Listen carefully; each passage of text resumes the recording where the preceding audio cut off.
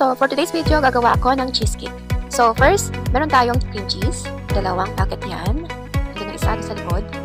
Tapos, meron dito crema galactose, which is the whipping cream. Okay. That's the icing, sugar or powder sugar. Tapos, kailangan din natin ng dalawa.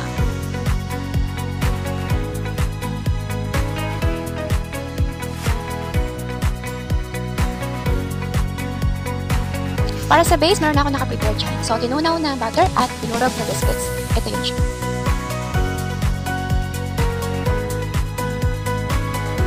So, kailangan na natin ilagay ang cream cheese, 2 packet, dito sa ating mixing bowl. Kung wala kayong mixing bowl, pwede naman gumamit ng hand mixer.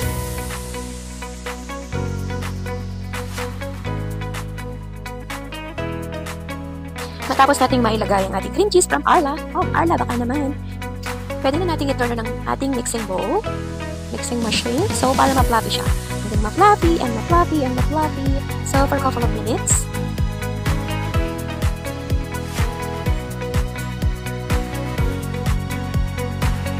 Ilagay ang icing.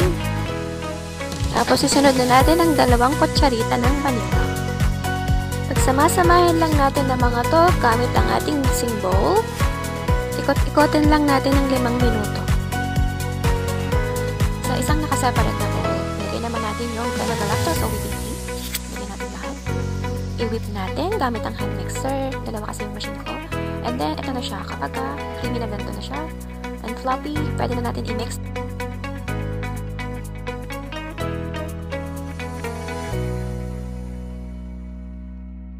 Ito na mga kabesang yung pinaghalong whipped cream at cream cheese mixtures. Haluin lang natin hanggang mag-well combine. Guys, ready na ang ating mixture. Pwede na natin ilagyan ang ating base. Naglagay ako ng isa. Na-flat-flat ko siya. Isa pa ulit.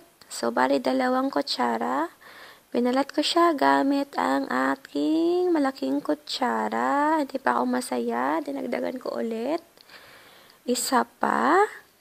And then, gusto ko flat na flat. Tinaktak ko siya dun sa lamesa. And then, ayan, taktak siya na taktak. So, bali guys, nakagawa ko ng mga 8 pieces na maliit na cup.